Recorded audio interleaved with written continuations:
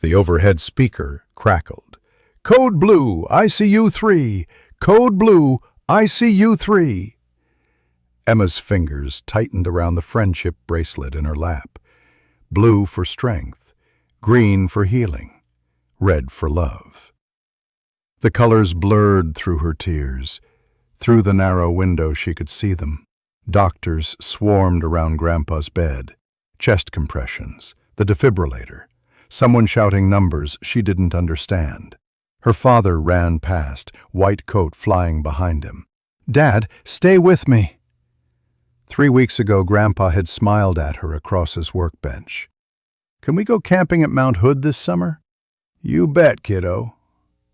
Now an X-ray image glowed on the wall screen behind the nurse's station.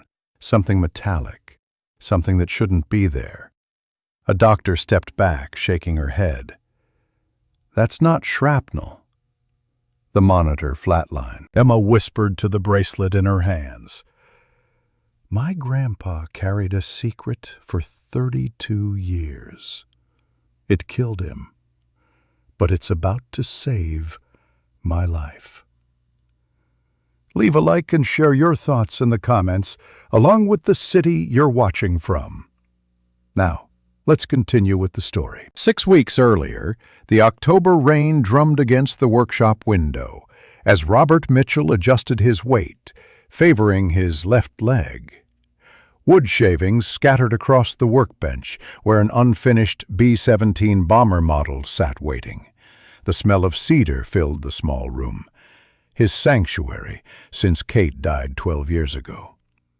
On the wall, a photograph caught the afternoon light. Young Robert in desert camouflage, 1991, Kuwait stretching endlessly behind him. His eyes held something the camera couldn't quite capture. Next to it, another frame, Robert and Kate on their wedding day, 1985. Her in that blue dress everyone said should have been white. Kate's coffee mug still sat on the counter where she'd left it.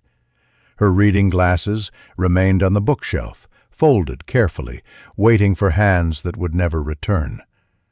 Robert had changed nothing. The house was a museum to a woman who'd fought cancer for 5 years and lost. He reached for the heating pad, movements practiced from months of repetition. The bottle of aspirin, Kate's prescription, expired 2013, rattled as he shook out 4 pills, twice the recommended dose. It barely touched the pain anymore. His eyes drifted to the metal box beneath the workbench, locked, dusty. He looked away quickly, the way he'd done every morning for 32 years. Dog tags hung on the wall, the name partially visible, Harriso Dash. A Gulf War veteran's cap sat on the hook beside them.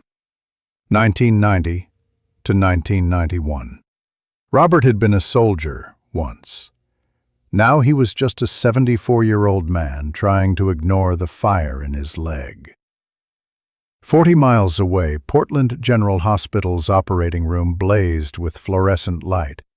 Dr. David Mitchell, 42 years old, with surgeon's hands and graying temples, worked to rebuild a stranger's shattered femur. His phone buzzed in his locker. 23 missed calls. "Dr. Mitchell, your daughter called again," a nurse said through the intercom. David's jaw tightened. "Tell her 20 minutes. The colleague beside him said nothing. They both knew 20 minutes would become 2 hours. It always did. On David's locker, a calendar page showed today's date circled in red, Emma's recital. The word "missed" was written across it in angry marker strokes. He'd been divorced 8 years, long enough that he and Jennifer only communicated through text messages and lawyers. Long enough that his relationship with his father had become weather talk and silence. Long enough that he'd forgotten how to be anything except a surgeon. In a bedroom across town, 10-year-old Emma Mitchell sat surrounded by pill organizers. 18 medications daily. Her walls were covered with science posters and drawings of her grandfather.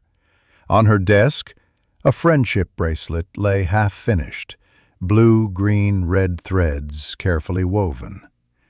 She was pale, too thin. Bruises marked her arms where blood had been drawn that morning. Lupus nephritis, the doctors called it. 8 months of deterioration, despite every treatment. Her journal lay open. Day 247. Grandpa limped more today. I didn't ask why. I should have.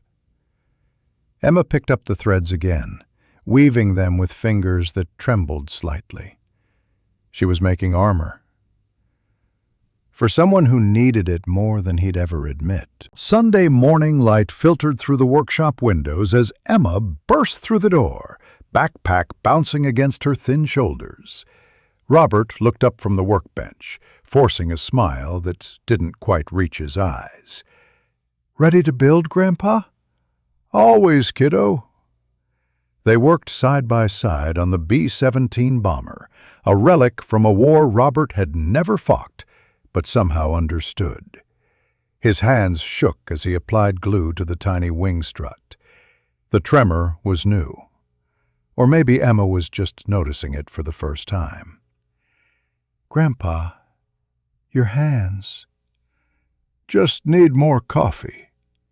He pulled back quickly, reaching for the mug that had gone cold an hour ago. Emma studied him the way she studied everything, with a scientist's careful attention. She was presenting at the school science fair next month.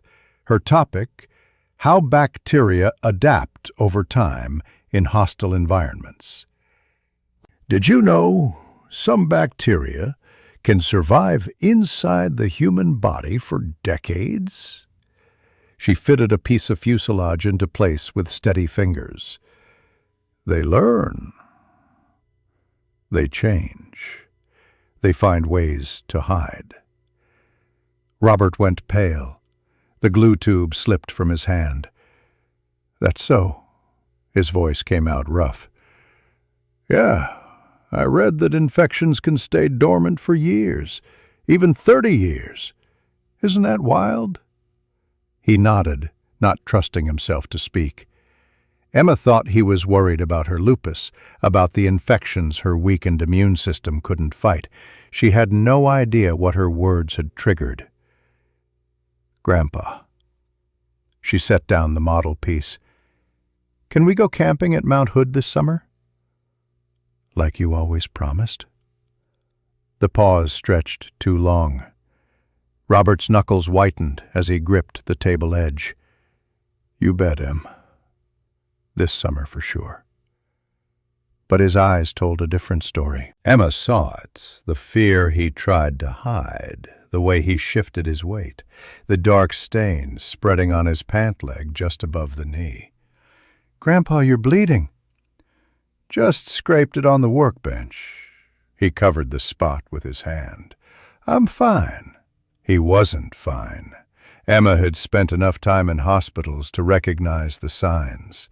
The way he breathed, too carefully, the sweat on his forehead despite the cool morning. The smell, faint but wrong, like something sweet and rotting. That night, Robert woke at 3:17 a.m., the same time every night for 32 years. The ceiling fan whirred overhead, and for a moment he was back in the desert, helicopter blades chopping the air, someone screaming, "Captain down!" Captain down. He sat up, gasping. His leg throbbed with a pulse of its own. The sheets were soaked through. In the bathroom, he removed his pants with shaking hands. The leg had swollen to twice its normal size. Red and purple stretched from knee to ankle. The scar from 1991, a jagged line he'd stopped thinking about years ago, was splitting open. Clear fluid leaked through the gauze. Robert pressed the swelling gently. Something hard moved beneath the skin, something that shouldn't be there. "Jesus Christ," he whispered, "it's still in there." He stared at his reflection. 74 years old, tired, scared. A man who'd survived a war, but might not survive his own silence. His phone sat on the counter. He could call David, should call David. But David was always at the hospital, always saving someone else's father. Robert had spent 32 years not being a burden. Why start now? Instead, he opened his laptop. The search history told its own story. Foreign object in leg, 30 years. Late-stage infection symptoms. When to go to emergency room. He closed the browser without reading the answers he already knew. The metal box under his bed caught his eye. He'd locked it in 1992 and hadn't opened it since 2023. His hands found the key on instinct, hidden in Kate's jewelry box where no one would think to look. Inside, 17 letters, all addressed to Mrs. Martha Harrison, Salem, Oregon, all unsent. Postmarked across decades, 1992, 1995, 2001, 2010, 2023, each one an apology, each one confessing the same failure. He unfolded the most recent letter, dated 3 months ago. Dear Mrs. Harrison, I'm sorry. I lost Jim's ring. I failed him. I failed you. Every day for 32 years I've carried this guilt. I should have told you. I should have told someone. But I was afraid. Afraid you'd hate me. Afraid everyone would know I wasn't the hero Jim was. I'm so sorry, Robert. His hands shook as he refolded the paper. The truth sat heavier than any secret. He hadn't lost the ring. It had been inside him all along. Robert reached for his phone, fingers hovering over David's name. Outside, the rain started again, steady and cold. Son, he whispered to the empty room, practicing words he'd say in an hour. I need you to come over. Tonight. It's important. He pressed send before courage failed him. 3 miles away, David's phone buzzed during a meeting. He glanced at the message, sighed, and typed back, Can it wait? I have surgery at 6 a.m. The reply came immediately. No, please. I'm asking as your father, not as an old man who can wait. David stared at the screen. His father had never asked for anything, not once in 42 years. He grabbed his keys. David pulled into his father's driveway at 9 o'clock, annoyed and guilty in equal measure. He'd canceled dinner plans, disappointed Emma again. The cycle never stopped. The house was dark except for a single light in the workshop. David found his father sitting on the floor, back against the workbench, unable to stand. Doctor mode activated instantly. David knelt, pressed 2 fingers to his father's wrist. Pulse racing. 130, maybe 140. Skin burning to the touch, eyes unfocused. Dad? How long has it been like this? Few months. Robert's voice was distant. Maybe 6. 6 months? David grabbed his phone, dialing 911 with shaking hands. Dad? This is sepsis. You're in septic shock. No hospital. Robert tried to push himself up. Failed. I'll be fine. You'll be dead in 48 hours. David's surgical training overrode his son's panic. We're going. Now. The ambulance arrived in 8 minutes. EMTs loaded Robert onto the gurney with practiced efficiency. David climbed in beside him, one hand gripping his father's, the other already calling the hospital. His phone rang. Emma. Dad? Is Grandpa okay? David looked at his father's gray face, the legs swollen grotesque beneath the blanket. "Just a little infection, sweetie. He'll be fine." The pause told him Emma knew the truth.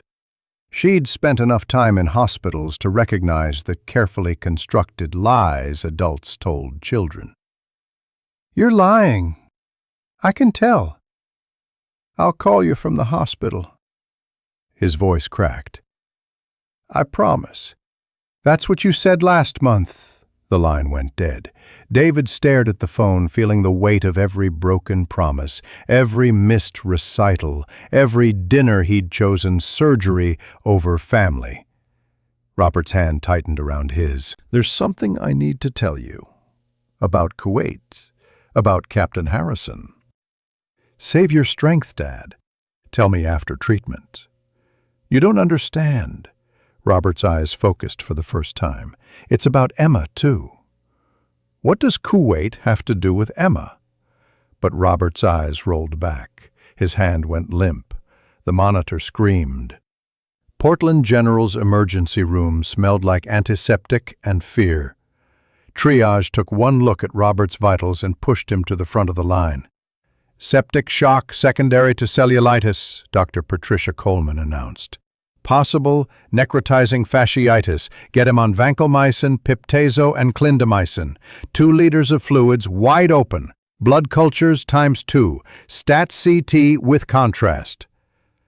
David stood uselessly in the corner, stripped of his doctor identity, reduced to just a son watching his father die. His phone buzzed. Jennifer. Then again.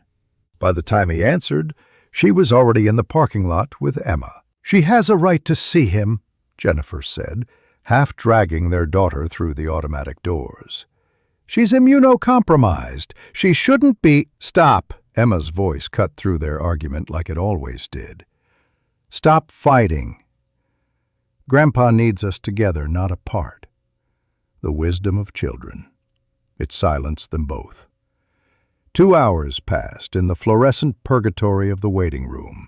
Emma fell asleep against David's shoulder, the friendship bracelet clutched in one hand. Jennifer sat across from them, close enough to touch, too far to reach. "When did we forget how to do this?" she asked quietly. "The day we signed divorce papers." David watched their daughter sleep. Maybe before.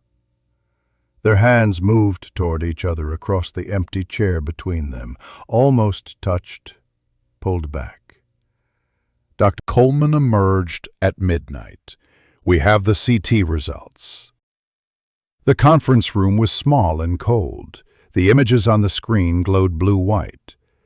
David leaned forward, surgeon's eyes scanning the femur, the soft tissue, "What the hell is that?" Coleman zoomed in. Clear as day, a perfect circle. A ring. "There's a foreign metallic object embedded in the bone," Coleman said. "I assume shrapnel from his service record." "Can you remove it?" "Dr. Mitchell!" Coleman's voice carried 20 years of emergency medicine. "That's not shrapnel." The radiologist stepped forward, adjusting the image. "It's a wedding band." Gold, approximately 14 carat, and it's completely encased in what appears to be decades-old infection. The room tilted. David gripped the table edge. Jennifer spoke first. "Your mother's ring? He buried it inside himself?" It made no sense. Robert had worn Kate's ring on his finger for 12 years after she died. David had watched him kiss it every morning, every night, a widower's ritual of remembrance. "That's insane. Why would he—" "The infection has been there for years," the radiologist continued. "Maybe decades. The body built a capsule around it. But now the capsule is breaking down. That's what's causing the sepsis." Coleman pulled up more images. "The infection involves the bone, the muscle, everything. It's been a ticking time bomb." David's surgical mind raced through options. We remove the ring, debride the tissue, or we amputate. Coleman's face was grim. Above the knee. Maybe higher. That gives him better survival odds. Numbers. Statistics. 30% survival with conservative surgery. 70% with amputation. 0% with no intervention. I need to talk to him. They found Robert in the ICU, intubated but conscious, sedation lightened for family. Emma approached first, small and pale in her oversized mask. "Hi, Grandpa. You scared me." Robert's eyes opened. Tears spilled immediately when he saw her. The nurse brought a whiteboard. Robert's hand shook as he wrote, "I'm sorry." "For what?" His hand moved again. "Not camping." Emma started crying. "We'll go when you're better." David couldn't wait any longer. "Dad, whose ring is inside you?" The marker trembled against the board. Robert wrote slowly, each letter an effort. "Harrison." "Who is Harrison?" More writing. "Captain. Jim Harrison. Saved my life. Kuwait, 1991. Jennifer leaned closer. "You kept his ring?" Robert shook his head violently. Wrote, "Lost it. Thought I did. Was inside me. Didn't know." "You didn't know for 32 years?" Robert's hand moved faster now, desperate. "Battle, wounded, ring in pocket. Field medic sewed me up fast. Must have fallen into wound." David stared at his father. 32 years, 11,680 days. Every step carrying something he didn't know he had. Emma's mathematical mind voiced what they were all thinking. That's 11,680 days. Every step you took, you carried it. The weight of that truth settled over the room like snow. Robert wrote, "Promised to bring it to his wife. Failed." "Dad, you didn't fail. You didn't—" The monitor alarm screamed, blood pressure plummeting. Nurses rushed in. "Everyone out, now!" Emma being pulled away, screaming, "Grandpa! Grandpa!" Robert's eyes locked on hers. His lips moved around the breathing tube. "I love you." First time. First time ever. David realized he'd never said it either. The doors slammed shut between them and the code team. 15 minutes of chest compressions. Medications pushed. Defibrillator charged and fired. At 12:47 a.m., Robert's heart restarted. Dr. Coleman found them in the hallway. "He's stable, but barely. The infection is overwhelming every antibiotic we have. Even with aggressive treatment, his survival odds are less than 30%. What are our options? Surgery. Remove the ring. Debride all infected tissue. But in his condition, she didn't finish. Didn't need to. David looked at Emma, pale and shaking. At Jennifer, tears streaming. At the closed ICU door hiding his dying father. How long do we have to decide? Hours, not days. Morning came too fast. David sat in the hospital cafeteria, his third cup of coffee growing cold between his hands. He hadn't slept, couldn't sleep while his father's heart struggled 2 floors above.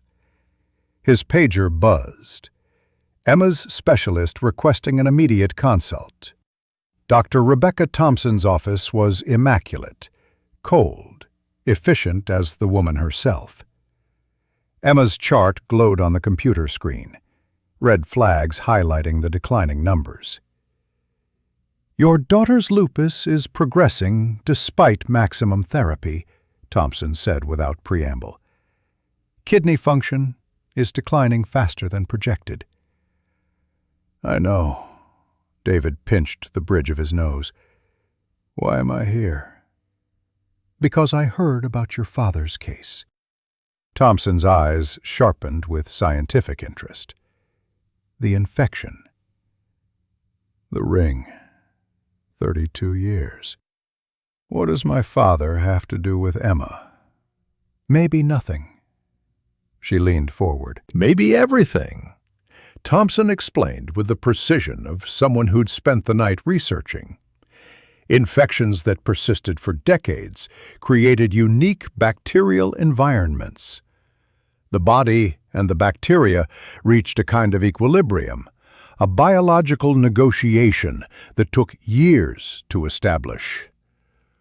"I want to study your father's tissue samples," Thompson said. "The bacteria that survived his immune system for 3 decades might teach us something about immune regulation." "He's dying? And you want to do research?" "I want to save them both."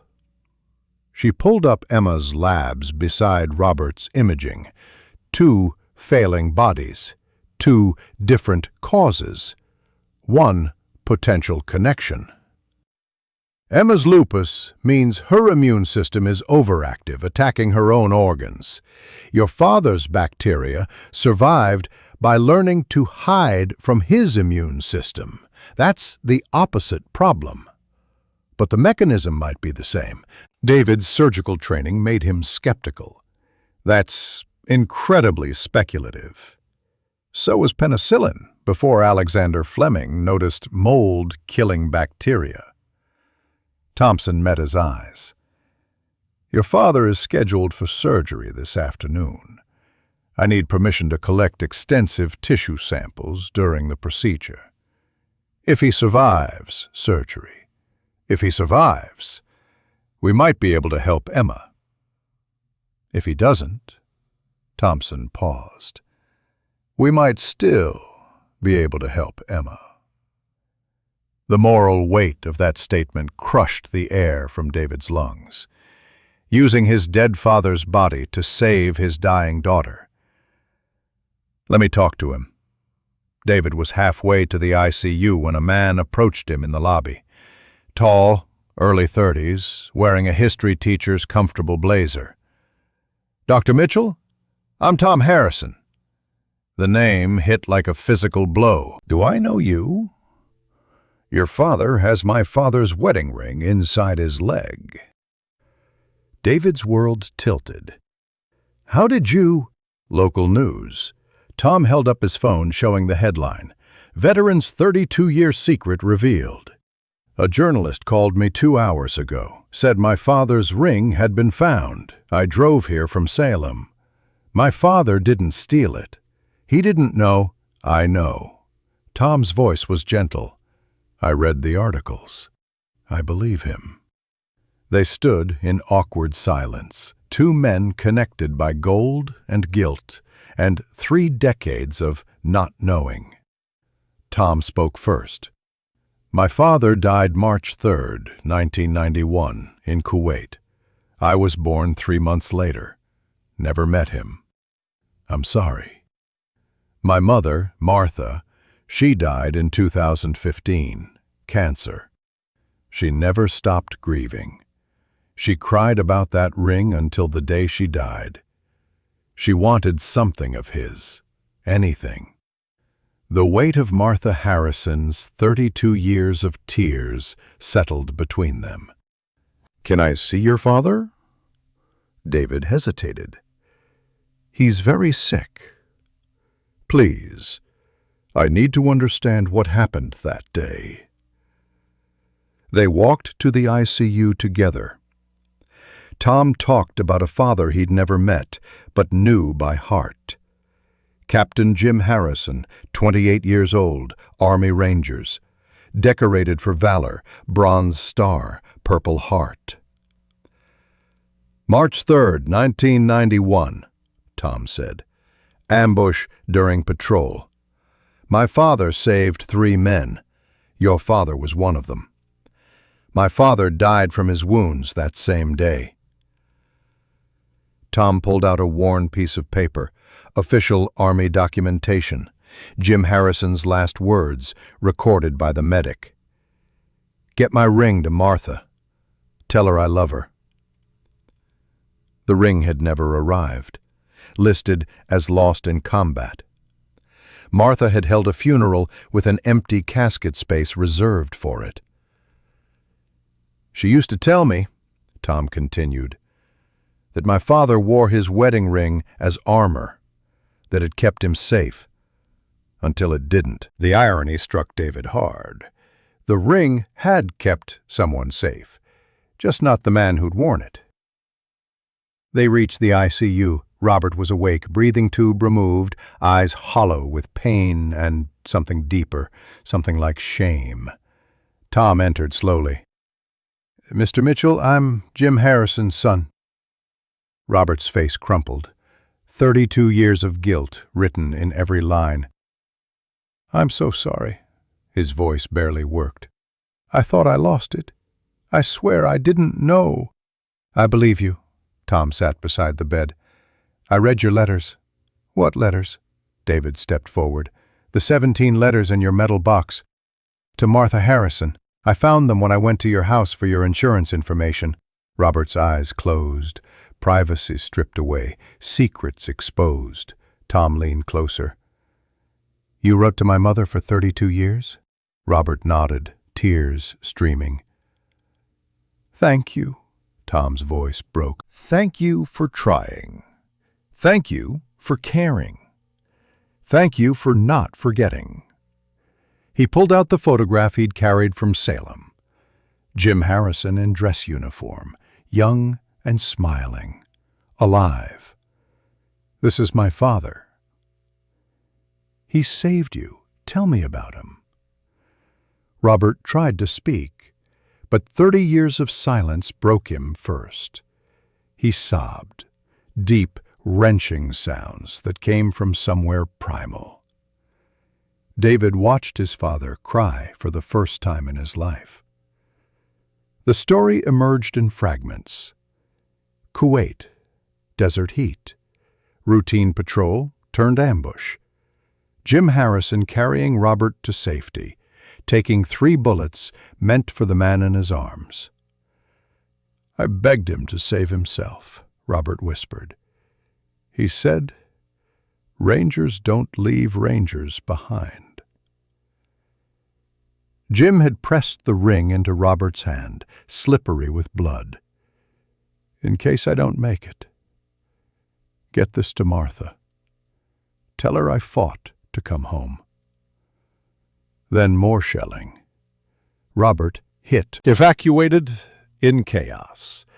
Waking up in Germany 3 days later, the ring gone. Thinking it had fallen during the helicopter ride. Spending 32 years believing he'd failed the man who'd saved him. It didn't fall out, Tom said softly.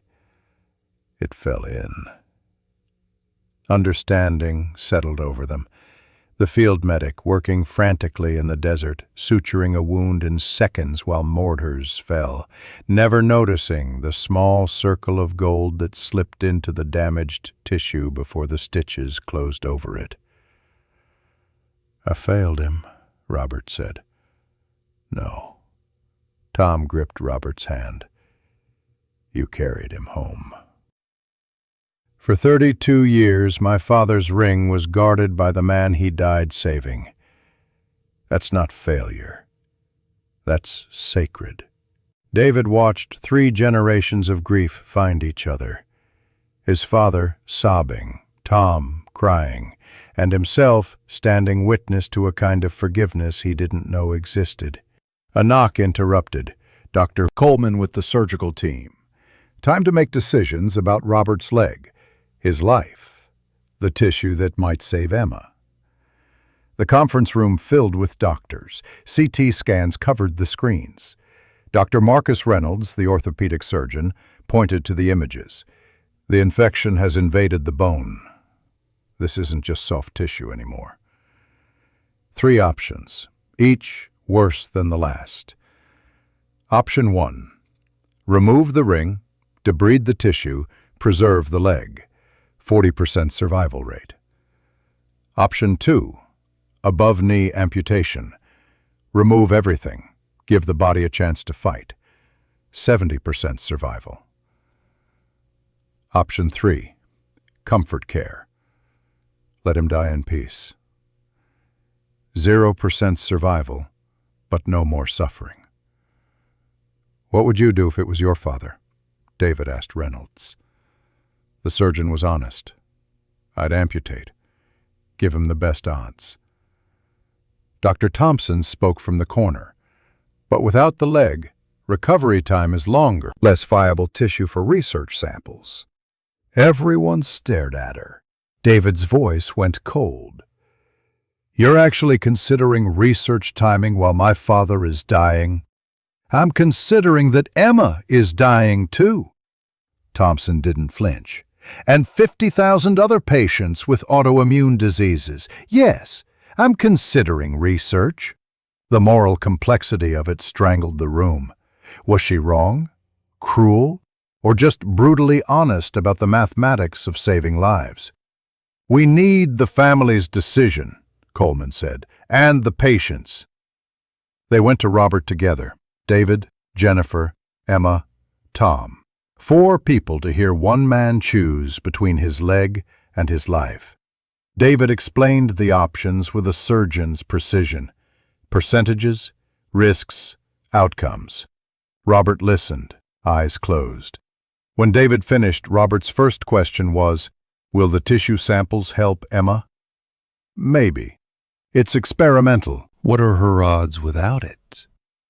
David couldn't answer. Thompson did. 5-year survival for treatment-resistant lupus nephritis, 30%. Robert opened his eyes. Same as my surgery odds. The mathematics of death, calculated on 2 different bodies. Take the leg, Robert said. Take samples. Save Emma. Dad, you might not survive amputation. Then make sure you get enough tissue first. Robert's voice strengthened. I lived 32 years because Jim saved me. If I can save Emma, then Jim saved her too. That's 2 lives from 1 sacrifice. That's math I can live with, or die with. David broke. 42 years of being strong, being professional, being the surgeon who never cried. All of it crumbling. Emma saw her father weep for the first time. She approached Robert's bed, small and pale, and braver than any of them. Grandpa, you don't have to. Emma. Robert's hand found hers. You know what courage is? Being brave when you're scared? No. It's being scared and doing the right thing anyway. That's what your dad does every day in surgery. That's what you do fighting lupus. That's what I'm doing now. He removed the dog tags from around his neck, the tags David hadn't known he still wore, placed them in Emma's palm. You hold these. Keep them safe. I'll want them back after surgery. A promise wrapped in metal, both of them knowing it might be a lie, both of them choosing to believe anyway. I'll keep them forever, Emma whispered, just until I'm better. Then we go camping. While Robert prepped for surgery, Emma collapsed. Jennifer found her unconscious in the bathroom, blood in the toilet bowl, kidney failure accelerating, the lupus consuming her faster than anyone had predicted. David stood in the hallway between 2 rooms. His father in pre-op, his daughter in crisis, the impossible choice of which door to enter. "Emma needs emergency dialysis," Thompson said. "Now."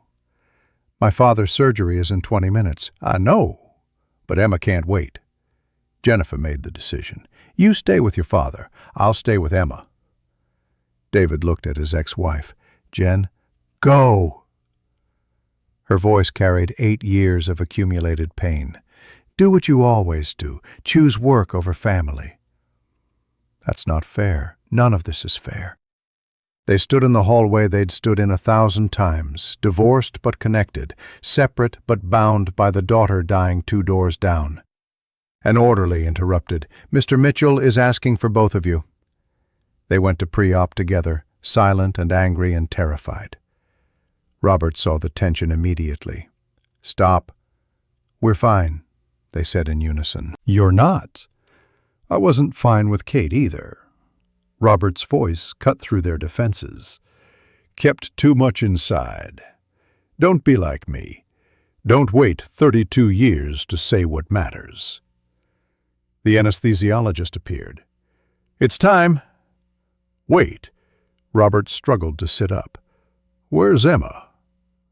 David hesitated. She can't be here, Dad." "She's too sick." "I need to see her. Before surgery. Please." Against protocol, against medical advice, they brought Emma to pre-op. Wheelchair-bound, dialysis catheter visible beneath her hospital gown, pale as paper. Robert smiled when he saw her. "There's my girl." Emma tried to smile back, couldn't quite manage it. "You look tired," Robert said. "You too, Grandpa." They laughed because honesty was all they had left. Robert reached under his pillow, pulled out a photograph. Him and Kate, wedding day. Kate in that blue dress. "Your grandma wore blue." Everyone said white, but she wanted blue. Said blue was honest. White was pretending. Emma took the photo with shaking hands. "I like blue." "She'd have loved you. You're honest like her, strong like her." Robert's voice grew fierce. "When you're scared, remember, she fought cancer for 5 years. I fought this infection for 32. You can fight too." Emma clutched the photo, the dog tags, the friendship bracelet. "These are my armor now." "That's my girl." The gurney started moving. Emma ran alongside as far as the doors allowed. "Grandpa, wait!" He turned back. "I love you!" Robert's eyes filled. "I love you too, sweetheart." The operating room doors closed between them. Emma collapsed. Jennifer caught her, held her while she sobbed. David watched both of them, father disappearing, daughter falling, and understood for the first time the true cost of his choices. Tom Harrison appeared beside him, a stranger 4 hours ago, family now. "I'll stay with you," Tom said. "All of you." 3 o'clock. Surgery began. David stood in the observation gallery, watching strangers cut into his father's leg. Hospital policy prohibited him from participating, conflict of interest. So he stood helpless while Dr. Reynolds made the first incision. "Jesus!" Reynolds' voice carried through the speaker. "The infection is worse than the CT showed." Tissue black with necrosis, dead muscle, dying bone. The infection had claimed everything from knee to ankle. "We need to go higher." Above knee. Maybe hip disarticulation. David's hands gripped the gallery railing, white knuckles. Surgeon's hands watching another surgeon do what he couldn't. A colleague touched his shoulder. You shouldn't be watching this. He's alone down there. Someone has to see. 4:15. The leg came off, placed in a surgical basin like meat at a butcher shop. 32 years of walking, running, standing. Gone. I can see the ring now. Reynolds's voice held something like awe. It's grown into the bone. The drill whined, removing bone to free metal.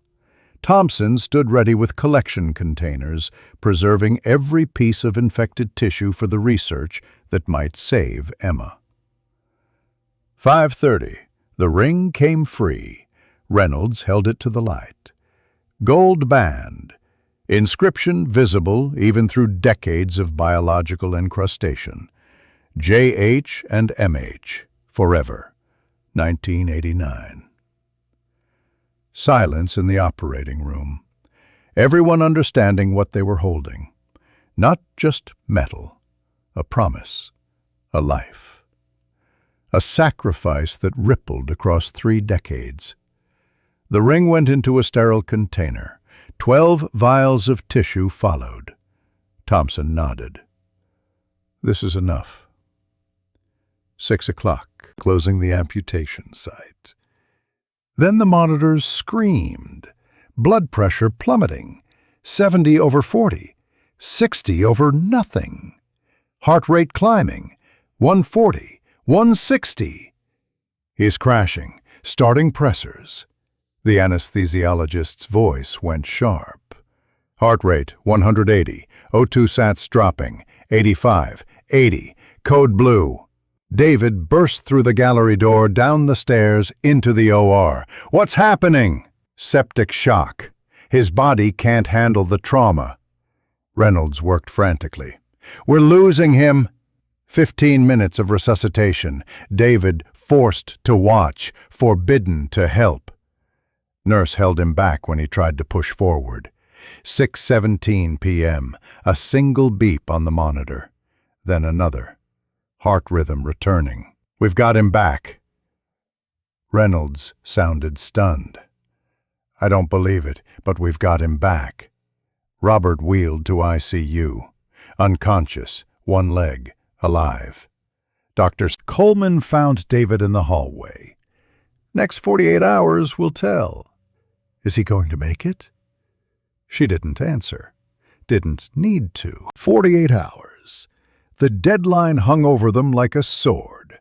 Robert lay in the ICU, machines breathing for him, medicines keeping his heart beating, dialysis filtering toxins his kidneys could no longer remove. The stump where his leg had been was wrapped in clean white bandages that couldn't hide the violence of what they'd done. Day 3. No improvement. His liver enzymes climbed. Kidneys produced less urine each hour until they produced none at all. The ventilator settings maxed out, forcing oxygen into lungs that didn't want to accept it anymore. Dr. Coleman gathered the family in the small conference room. We need to discuss code status. David knew what that meant. Every doctor did. Do we keep fighting when the heart stops? Do we break ribs doing chest compressions on a man whose body is already broken? Of course we resuscitate, David said automatically. Coleman's face held the exhaustion of someone who'd had this conversation 1,000 times. Dr. Mitchell, you know the statistics. With multi-organ failure, CPR success rate is less than 5%, and survivors have severe neurological damage. Jennifer leaned forward. What are you saying? I'm saying we should consider comfort care. Let him go peacefully. Emma's voice cut through the adult conversation. You mean let him die? Coleman gentled her tone. I mean, let him go without more suffering, sweetheart. No. Emma stood up, 10 years old and immovable. He promised we'd go camping. He has to keep his promise. The logic of children. Promises must be kept. Reality must bend to hope. David felt torn between what he knew as a doctor and what he needed as a son. The statistics were brutal. Robert's body was failing system by system. But statistics were about populations, not people, not fathers. Tom Harrison spoke from the corner. What did his advance directives say?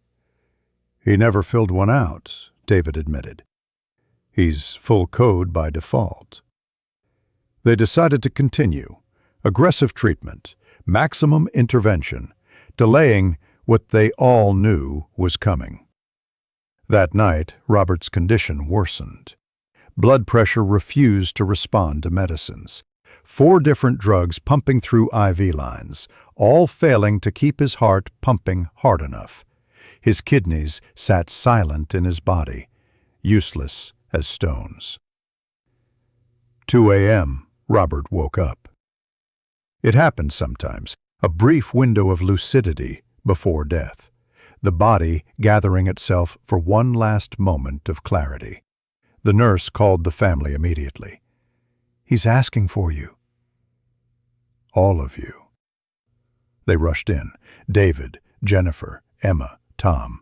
4 people who'd become family through crisis. The breathing tube came out. A comfort measure. Let him speak if he can. Let him say goodbye. Robert's voice came out as a whisper. "Emma." She was at his side instantly. "I'm here, Grandpa." "Science fair. What did you decide?" "Your project." The question was so normal, so mundane, that it broke something in Emma's chest. Here he was dying, and he cared about her school assignment. Bacterial adaptation. How bacteria change over time." Robert smiled, actually smiled. "That's my girl. Always curious." His hand found hers. "Your project.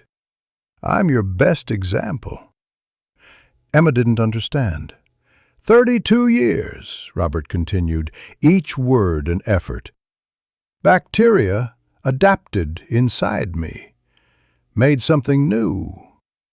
Dr. Thompson thinks it'll help you. Understanding crashed over Emma. He'd known. All along, he'd known what they were trying to do. My body is your science project. Robert's eyes sparkled with something like humor. How's that for show and tell? Emma laughed and cried at the same time. Only her grandfather could make jokes about his own death. Robert turned to David. Proud of you, son. Dad, I know. Me too. Should have said it sooner.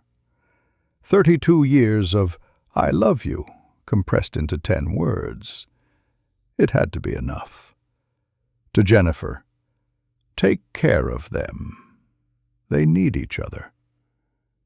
I will. I promise. To Tom, your father was a hero. Tell everyone. Jim Harrison saved me, saved Emma, saved thousands. Tom's voice broke. I will, sir. I promise. Robert's eyes closed. Good. Good. I kept my promise. Finally. Emma leaned closer. Grandpa, what promise? The faintest smile. Brought Jim home. Morning came, Robert unconscious again, but breathing, stable. The family refused to leave. They took turns at bedside, saying the things they should have said years ago. David went first. He held his father's hand, something he hadn't done since he was Emma's age, and let 30 years of silence break. I'm sorry I was too busy. Sorry I didn't ask about Kuwait. Sorry I never said I love you out loud even though I felt it every day. His voice cracked. I love you, Dad. I always have. Emma drew a picture, crayons on printer paper stolen from the nurse's station. Robert and Emma at Mount Hood, the mountains sketched in purple and white. 2 stick figures holding fishing poles, both smiling. I made you this, Grandpa. She placed it on his chest. It's us at Mount Hood. I drew the future. You have to wake up so it can be real. Jennifer surprised them all by staying. Thank you for loving Emma the way you did, the way I wish David and I had loved her together. You showed us how. You showed us that being present matters more than being perfect. Tom read from the letters Robert had written to his mother over 32 years, his voice steady, honoring the words that had never been sent. Listen to this. 1995. Dear Mrs. Harrison, today, Jim would have been 32. I'm 32 now, too. I wonder if he'd be proud of who I became. I hope so. I'm sorry I lost his ring. I'm sorry I failed him. Tom looked up. He apologized for 32 years for something that wasn't his fault. Kept every letter. Never mailed one. I think the guilt was too much to actually tell her. David understood then. His father's silence hadn't been neglect. It had been shame so deep it paralyzed. A priest arrived. Jennifer had called him. Even non-religious David didn't protest. They needed hope in any form. Last rites performed. Oil on forehead. Prayers spoken in Latin and English. Ancient words for an ancient ritual. Emma asked the question they were all thinking. Is Grandpa going to heaven? The priest smiled kindly. If there's a heaven, soldiers who sacrifice for others are first in line. Will he see Captain Harrison?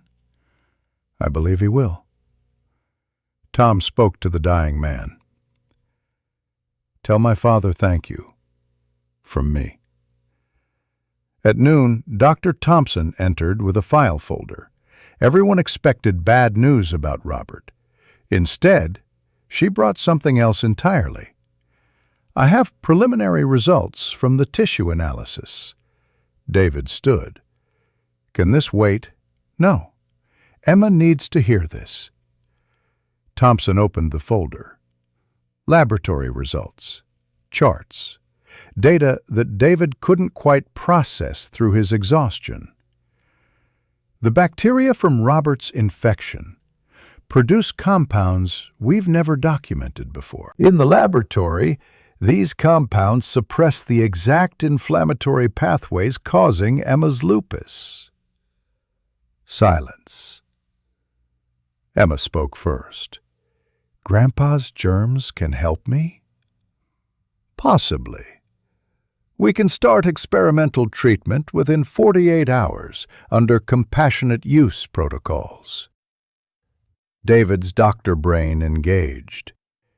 Emma's in kidney failure. She doesn't have 48 hours. She has dialysis. It'll keep her stable long enough. Jennifer stood. What are the risks? Unknown.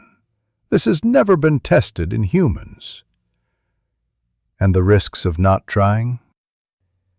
Thompson's honesty was brutal. Emma will need a kidney transplant within months, maybe weeks, and her lupus will attack the new kidney too. We'll be back where we started. The mathematics of death, again. Emma made the decision. I want to try Grandpa's medicine. Sweetie, you don't understand. I understand. Grandpa gave his leg so you could study his infection. I understand he might die. I understand he did it for me. Emma's voice grew stronger. I'm not letting that be for nothing. 10 years old, wiser than any of them. David looked at Thompson. Prepare the treatment. The monitor alarm interrupted, Robert's heart rate dropping, 50, 40, 35. 2:00 p.m. Cardiac arrest. The code team swarmed. "Everyone out!" Through the window they watched. Chest compressions.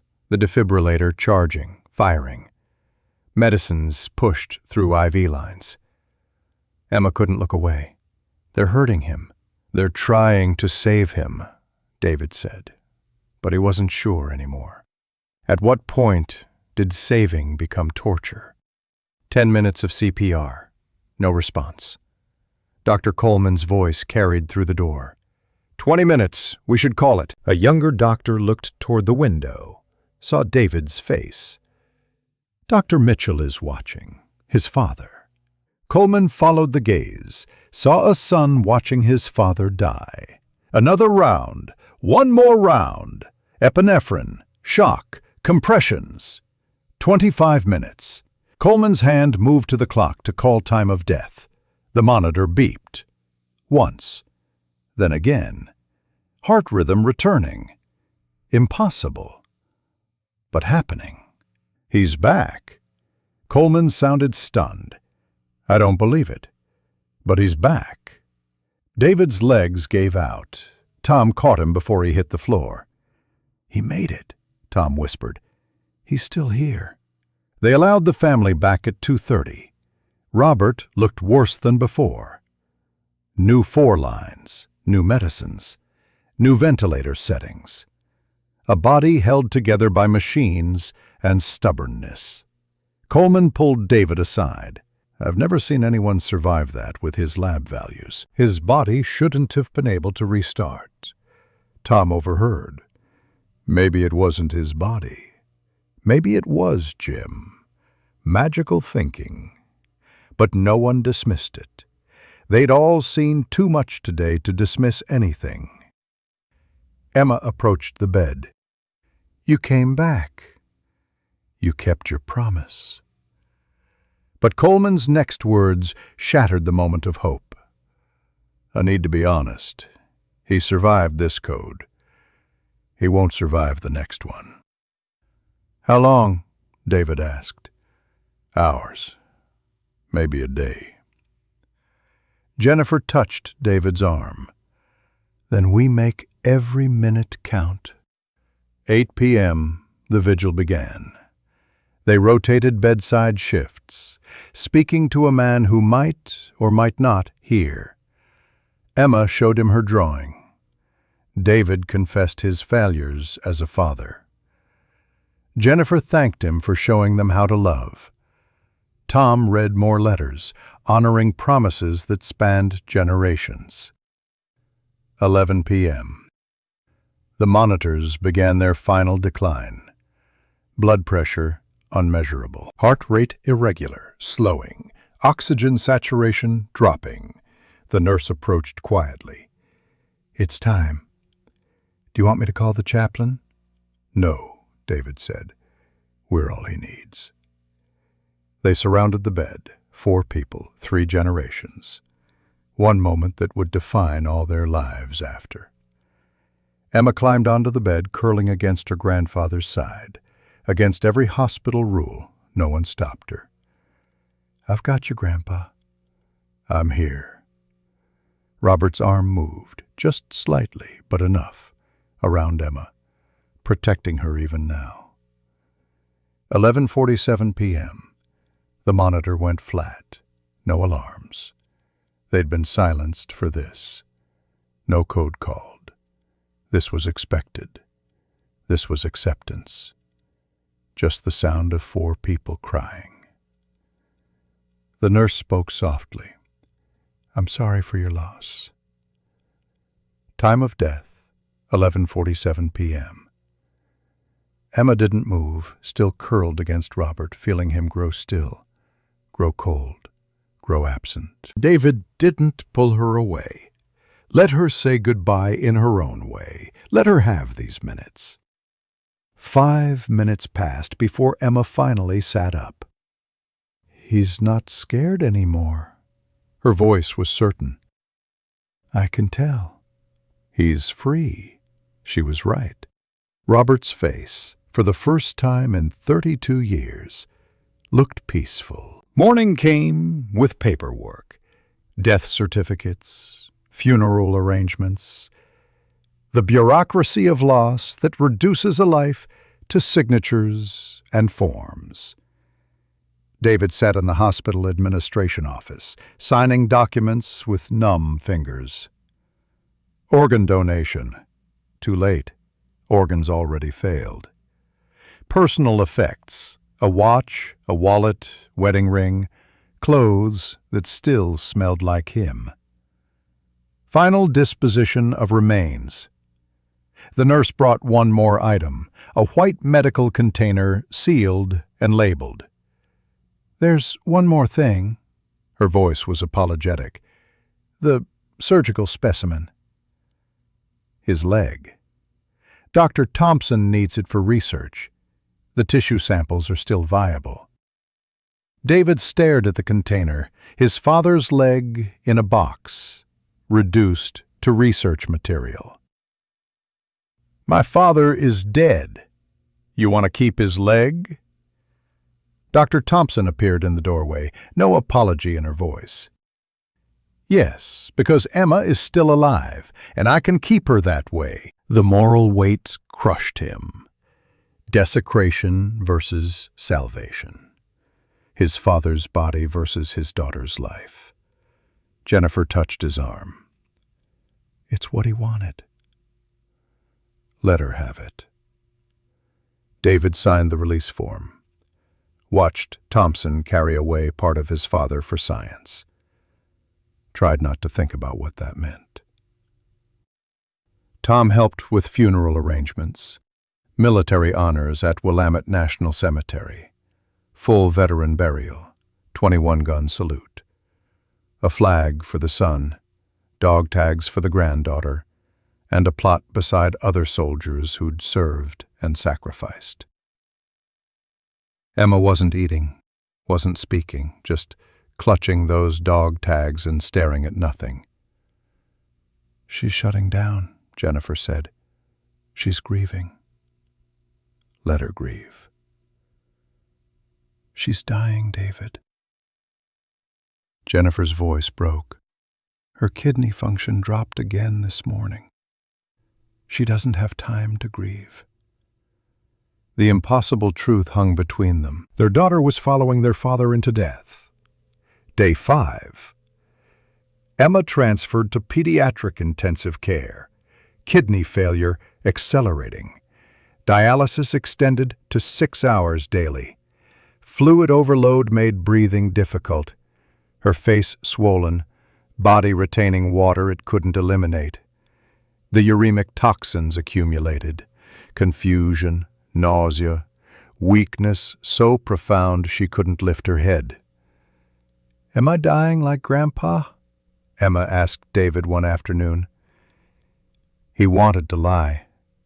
Couldn't. "You're very sick, sweetie. Will I see him again?" In heaven? David wasn't religious, had never believed in heaven. But desperate fathers make different choices than logical doctors. "Yes, but not yet. Not for a long, long time." "Promise?" He couldn't promise. Wanted to. "I'm trying, baby. I'm trying so hard." Dr. Thompson appeared with her research files. "The tissue analysis is complete. I'm ready to start treatment." "How confident are you?" "In the science? Very confident." "In the timing?" Thompson paused. "Not confident at all. She's so sick. She might not survive the side effects of the treatment itself." "What are the side effects?" "We don't know. This has never been done before in human patients." Jennifer stood abruptly. "You're using my daughter as a guinea pig." "I'm using cutting-edge science to save her life. There's a difference." "Is there?" Jennifer's voice shook. "You took my father-in-law's leg. kept it like some specimen. Now you want to inject my daughter with bacteria from an infection that killed him. How is that science and not madness?" Thompson didn't flinch. "Because I've spent 72 hours without sleep analyzing every compound in that tissue. Because the laboratory results show suppression of the exact inflammatory markers causing Emma's kidney failure. Because your daughter will die without intervention. And this is intervention." The words hit like physical blows. Jennifer turned to David. "I can't do this. I can't lose her." "We're not losing her. We're fighting. You fought for your career. You fought for strangers. 8 years of pain poured out. When did you start fighting for family?" "The day Emma was born." David's honesty cut through her anger. "I just fought wrong. I thought providing meant working. I thought saving others meant I was being a good father. I was wrong. I'm sorry." The apology Jennifer had waited 8 years to hear. It cracked something in her chest. "If we do this," she said carefully, "we do it together. Both parents. No running to the operating room, no hiding in work." "Together," David promised. "I swear it." They signed the consent forms, both parents, both terrified, both out of options. Day 7. Robert's funeral. Pacific Northwest rain fell steady and cold. Gray sky, gray earth, gray hearts. 200 people gathered at Willamette National Cemetery. Veterans Robert had never met came to bury one of their own.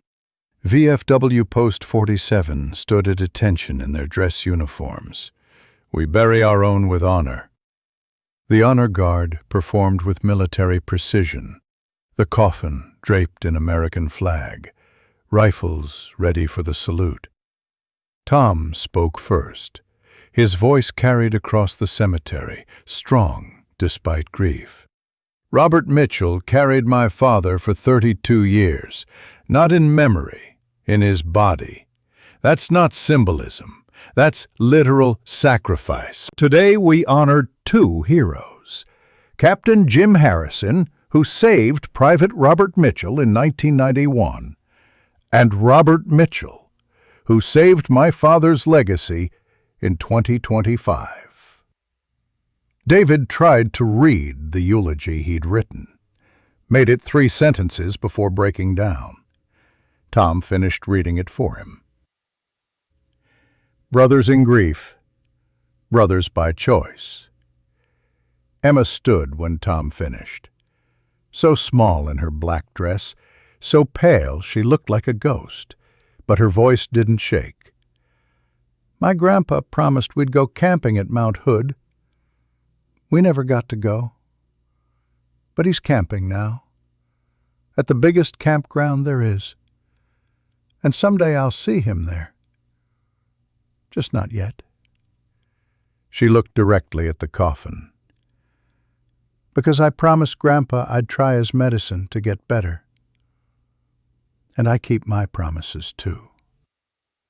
The honor guard raised their rifles. 21 shots split the air. Emma flinched at each one, but didn't look away. Taps played, slow, mournful, ancient. Grown men cried without shame. The flag was folded with ceremony. 13 folds, each one meaning something. Presented to David. On behalf of a grateful nation, David held the triangle of fabric. He would have hated this attention. Tom stood beside him. That's how you know he deserved it. The coffin lowered into earth. Emma placed the friendship bracelet on top, blue, green, red threads woven with love. "So you have armor too, Grandpa." David added the B-17 model they'd never finished building together. "I'll finish it for you." Tom placed his father's photograph beside them. Together again. 3 generations crying, strangers approaching. Thank you for his service. Over and over. Thank you. Thank you. David realized his father had touched more lives than he'd known. The man who'd kept silent had somehow spoken volumes. Day 8.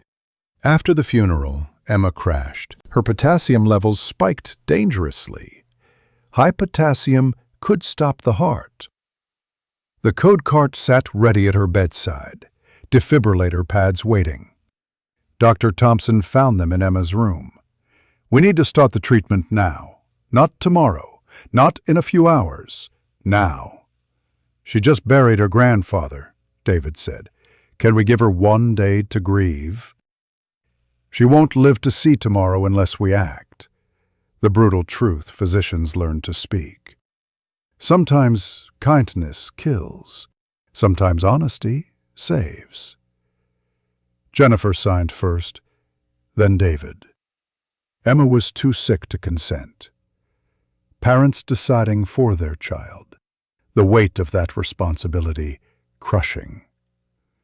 First dose prepared. 4 infusion over 4 hours. Experimental treatment derived from bacteria that had killed the man they'd just buried. The irony wasn't lost on anyone. They gathered around Emma's bed. David, Jennifer, Tom. Watching clear liquid drip through IV tubing into their daughter's arm. Waiting for miracle or disaster. 30 minutes, no change. 1 hour, Emma vomited. Side effect or coincidence? David moved to stop the infusion. Thompson blocked him. No. Fever is an expected immune response. You said you didn't know the side effects. I said we don't know all side effects. Some are predictable. Fever, nausea. These are signs her immune system is responding to the treatment. 2 hours. Emma's temperature spiked to 103. David paced. Jennifer prayed. Tom sat silent witness. 3 hours. The fever broke. Temperature dropped to 99. 4 hours. Infusion complete. Emma slept peacefully for the first time in weeks. Her face relaxed, breathing even, as if some burden had been lifted. Labs were drawn. 12-hour wait for results. The longest 12 hours of their lives. David and Jennifer stayed at Emma's bedside. First time together in 8 years without fighting. United by fear. United by hope. United by the daughter sleeping between them. 3 a.m. Jennifer fell asleep in the chair. David covered her with a blanket, a small kindness he'd forgotten how to give. Emma woke. Dad? I'm here, sweetie. I feel different. Not better exactly, just different. Different how? Emma thought about it with her scientist's mind, like something changed inside me. Like Grandpa's medicine is talking to my cells. It sounded like poetry, like magical thinking, like the desperate hope of a sick child. But maybe it was true. Day 10. The labs returned.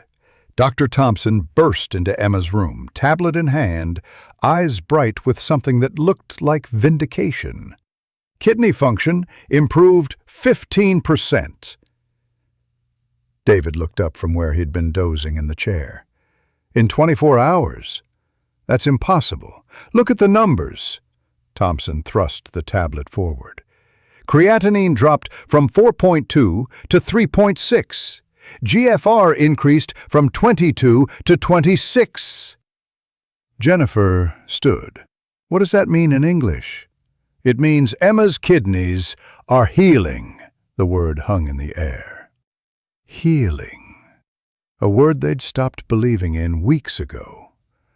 Day 12. Second dose administered. Less side effects this time. Fever only reached 100. No vomiting. Emma's body learning to accept what it had initially fought. Day 14. Kidney function reached 40% of normal. It had been 20% when Robert died. Day 16. Dialysis reduced to 3 hours daily instead of 6. Day 18. Emma walked to the bathroom independently, first time in weeks. Jennifer cried watching her daughter take 10 steps that felt like miles. Day 20. Emma ate a full meal, macaroni and cheese, her favorite. Every bite a victory. David watched his daughter chew and swallow and asked the question he'd been afraid to voice. "This is actually working." Thompson nodded. "It's not just working. It's exceeding every projection I made." Day 21. 3 weeks since Robert's death. The deadline that had felt impossible. Kidney function, 65% of normal. Dialysis, no longer needed. Emma, discharged from hospital. They walked out together, David, Jennifer, Emma, into October sunshine that felt like forgiveness. "How is this possible?" Jennifer asked. Thompson had followed them to the parking lot, unable to resist explaining her triumph. Robert's body spent 32 years creating the perfect immune modulator. The bacteria learned to survive his immune system by producing compounds that calmed the inflammatory response. Those same compounds are teaching Emma's immune system to calm down. The irony struck David like lightning. The infection that killed his father was curing his daughter. "But there's more," Thompson continued. "Much more." She revealed what she'd been working on in parallel. 50 other patients with lupus, rheumatoid arthritis, multiple sclerosis, all enrolled in compassionate use trials, all receiving variations of the treatment derived from Robert's tissue. Response rate, 78%. David's legs went weak. Dad's death is saving 50 people. Not just 50. Thompson's voice carried the weight of discovery. "We're moving to Phase 2 clinical trials. FDA fast-track approval. Conservative projections estimate we'll treat 50,000 patients within 5 years. The magnitude crashed over him.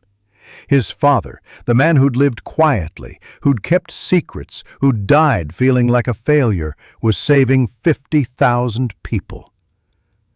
Tom Harrison had been sitting in his car, waiting. He approached now, having heard everything. 50,000, Tom repeated.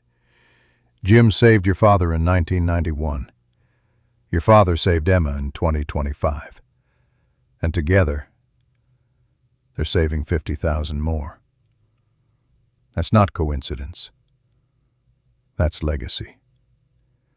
3 weeks later, Dr. Thompson arrived at David's house with a preprint of the research paper. Not yet published, but submitted to Nature Medicine, one of the most prestigious medical journals in the world. Title: Novel Immunomodulatory Compounds Derived from Chronic Bacterial Infection. Case Study and Therapeutic Applications in Autoimmune Disease. Authors: Rebecca Thompson, Patricia Coleman, Marcus Reynolds, and David's breath caught. Robert Mitchell, listed posthumously. You made him an author? He earned it, Thompson's voice was firm. This was his body, his sacrifice, his discovery. His name belongs on this work. David read the abstract through tears. Clinical description of the 32-year infection. Analysis of the bacterial compounds. Results showing suppression of inflammatory pathways. Discussion of potential applications across multiple autoimmune diseases.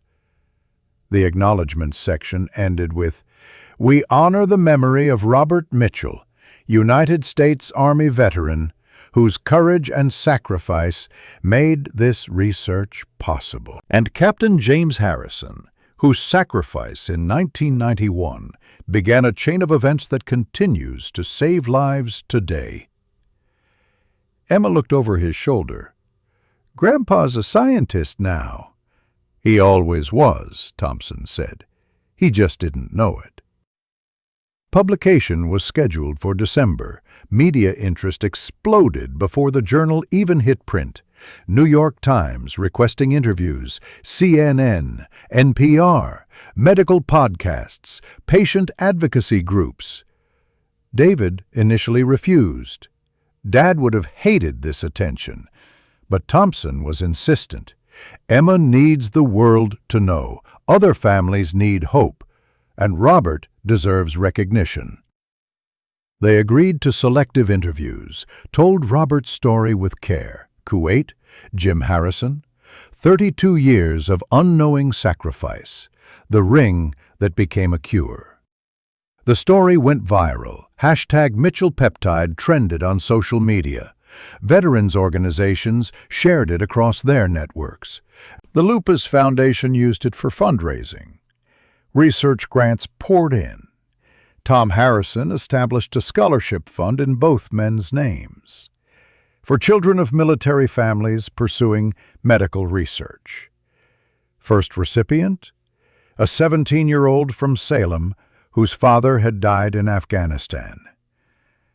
2 lives honored, 2 legacies intertwined. Impact rippling forward through generations. But not everyone saw it as heroic. A Fox News segment questioned the narrative. Did veteran steal fallen soldier's ring? The story they told ignored the medical evidence, suggested Robert had known all along, implied deliberate deception rather than tragic accident. Social media divided viciously. One thread: Robert Mitchell is a hero who carried his friend's memory. Opposing thread: he could have gotten surgery earlier. He chose to keep it. The comments section became brutal. He's not a hero. He's a thief who got lucky. 32 years? He knew. He had to know. That ring should have gone to the widow. He stole her closure. David read the comments until Jennifer physically took his phone away. Stop. They don't matter. They're destroying his memory. They're destroying their own humanity. Don't let them destroy yours. Emma watched her father spiral. Why are people so mean? Because they don't understand, Jennifer said, and people fear what they don't understand. Tom gave an interview on CNN defending Robert with the passion of someone who'd lost his own father. My mother died never knowing where my father's ring was. Yes, that hurt our family for 32 years. But Robert didn't know either. He suffered with guilt that entire time. You think he wanted to live with an undiagnosed infection? He was protecting his family from medical debt, from worry. That's not theft. That's love. VFW issued a statement. Robert Mitchell served with honor. His sacrifice, both in 1991 and 2025, exemplifies the highest ideals of military service. Anyone questioning his integrity questions the integrity of all veterans.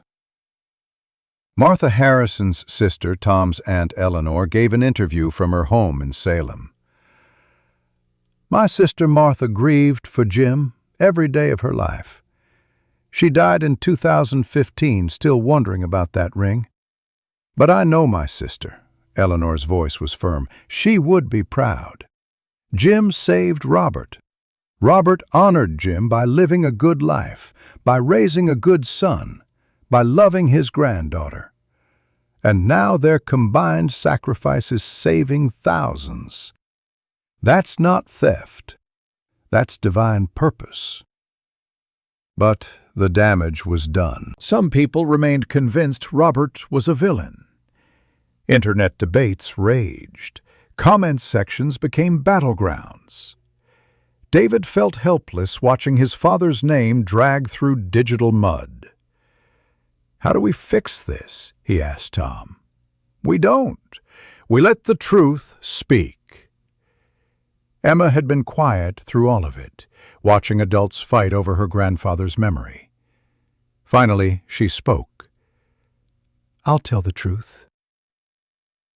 At my science fair, everyone listens to kids. 3 weeks after the controversy began, Emma's school held its annual science fair.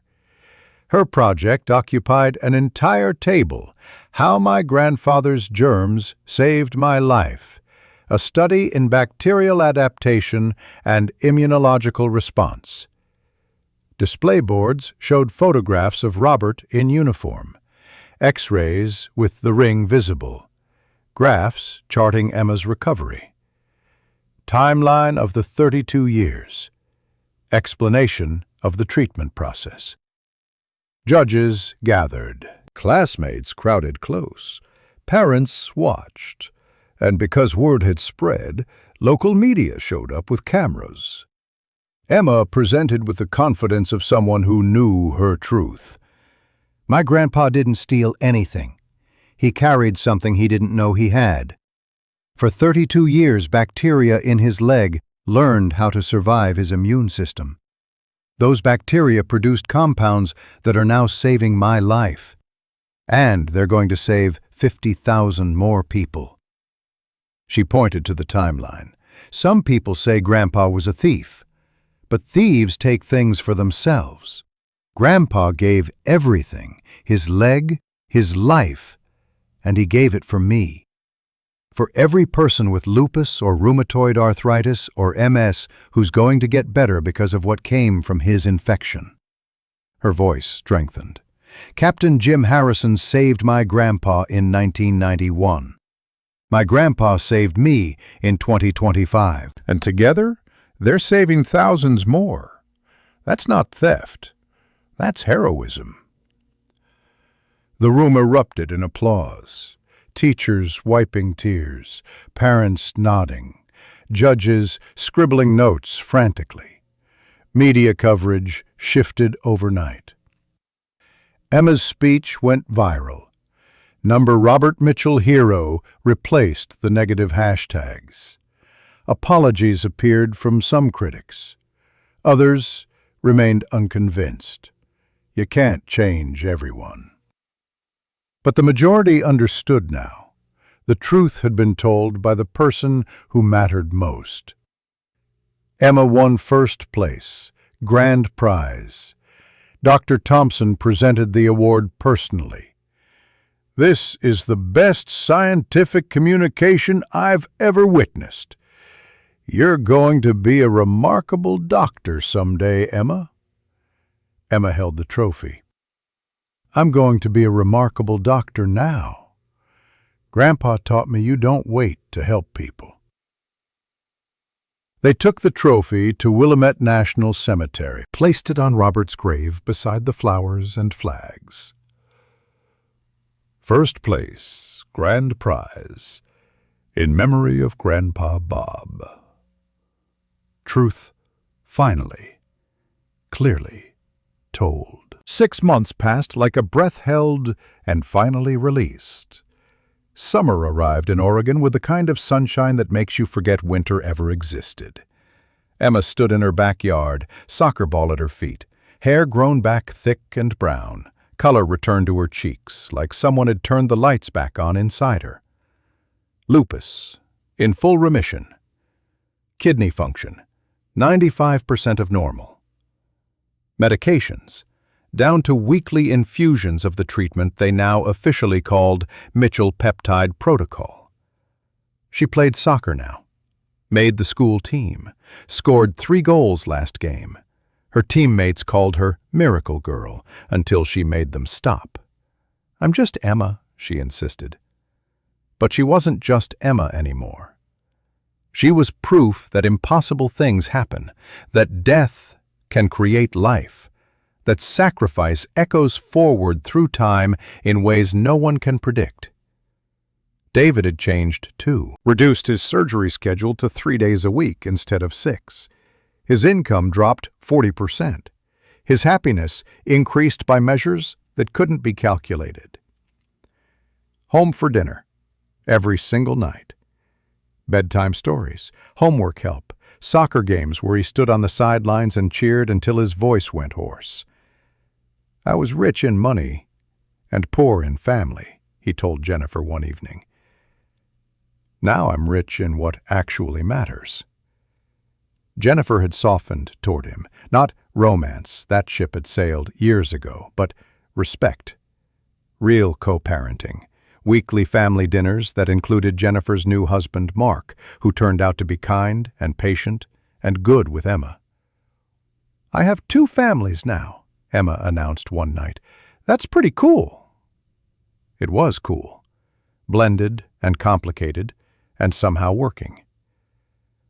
The 3rd Friday in July, David loaded his truck with camping gear. Emma's backpack sat ready by the door, stuffed with supplies and excitement, and Robert's dog tags that she still wore every day.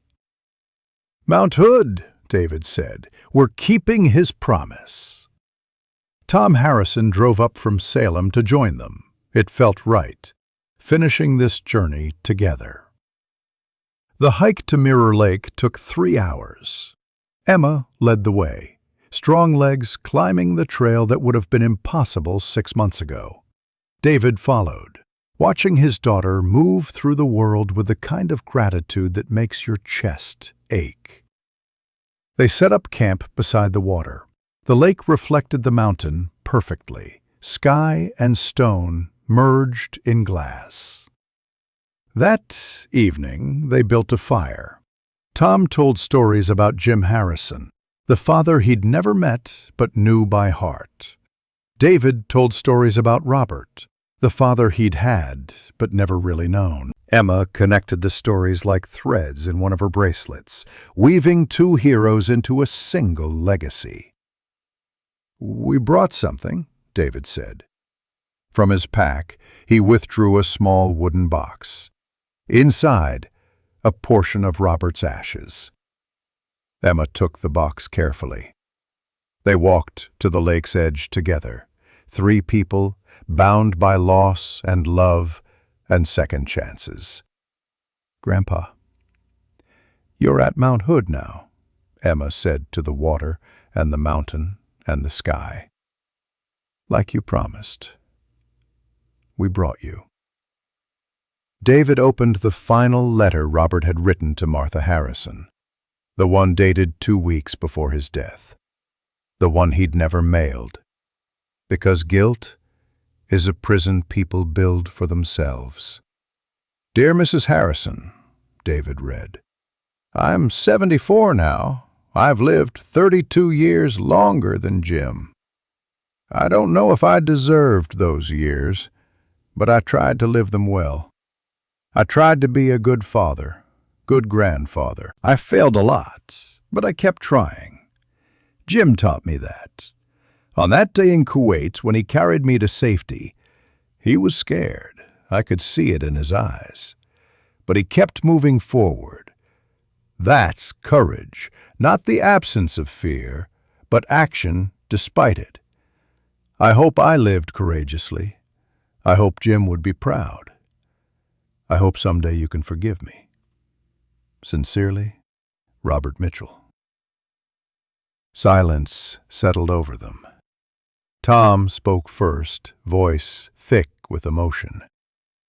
He spent 32 years apologizing for something that wasn't his fault. That's the tragedy. But the miracle, Emma said, is what came from it. Grandpa's medicine, my cure. 50,000 people. She scattered the ashes. They drifted across the water like snow, like stars, like hope made visible. That night, sleeping bags arranged around the fire, Emma asked the question she'd been saving. "Dad, do you think Grandpa knows that his treatment worked? That I'm okay?" David looked up at stars that seemed close enough to touch. I think he knows. And I think he's camping at the biggest campground there is, with Captain Harrison, telling stories, waiting for us. That's a nice thought.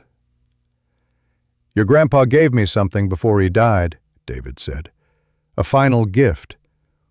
He taught me that being present is more important than being perfect, that showing up matters more than success, that love isn't about grand gestures, it's about 32 years of small choices, even painful ones. Emma held up the dog tags, firelight catching the metal. Grandpa used to say, "A promise kept is a life lived well." He kept his promise, David said. To Captain Harrison. To you. To all of us. And I'll keep mine. Emma's voice was strong. I'll live well. For both of us. 1 year later, the FDA approved Mitchell peptide protocol for general use. Clinical trials showed 72% response rate in lupus, 65% in rheumatoid arthritis, 58% in multiple sclerosis. 10,000 patients treated so far. 100,000 projected within 5 years. Robert's name appeared in medical textbooks, in research papers, in hospital protocols across the country. The Harrison Mitchell Foundation, established by Tom and David, had raised $5 million for veteran health care and autoimmune research. Emma, now 12, had decided to become an immunologist. I'm going to improve Grandpa's medicine, make it work for everyone. David taught at the medical school part-time, using his father's case to teach ethics to young doctors. The Mitchell case became required reading in bioethics courses nationwide. Tom's history students wrote letters to veterans as part of their Gulf War unit. Thank you for your service became more than words. It became understanding.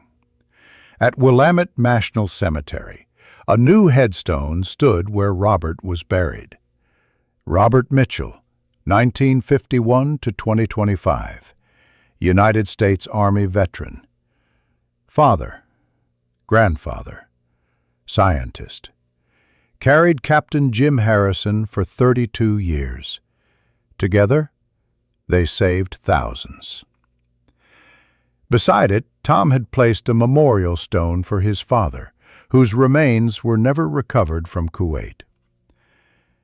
Captain James Harrison, 1963 to 1991, United States Army Rangers. Hero. Saved lives in Kuwait. Saving lives still. 2 graves, 2 heroes, 1 eternal brotherhood. In Robert's old workshop, Emma built model airplanes just like he'd taught her. The B-17 they'd started together sat completed on the shelf now. She'd finished it herself, every piece placed with love. David entered one evening, watching his daughter work. "You did it. You finished Grandpa's plane." "We did it," Emma corrected. "Together."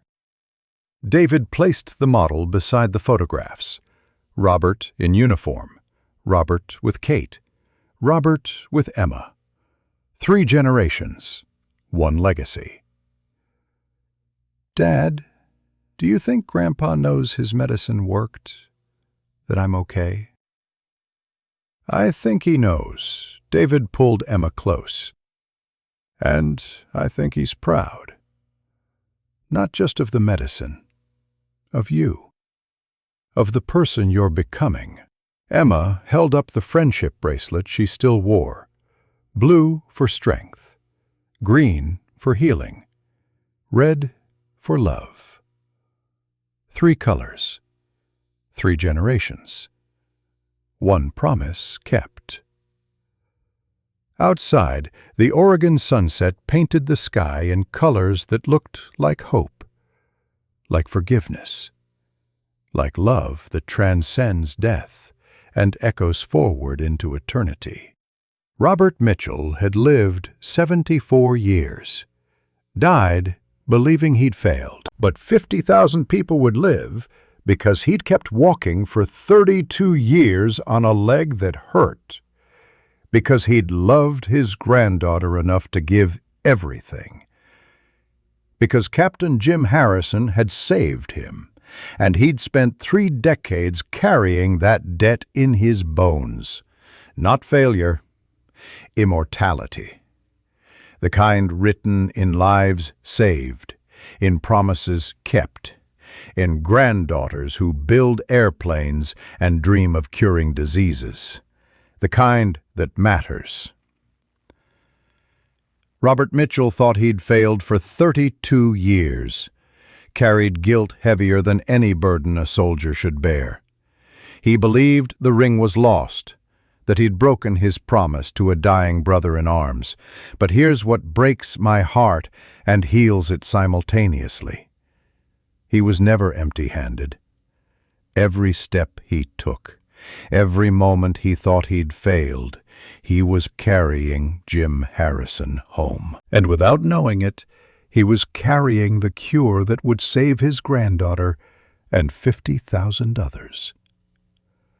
How many of us live believing we've failed, believing our sacrifices went unnoticed, believing the pain we endured was meaningless?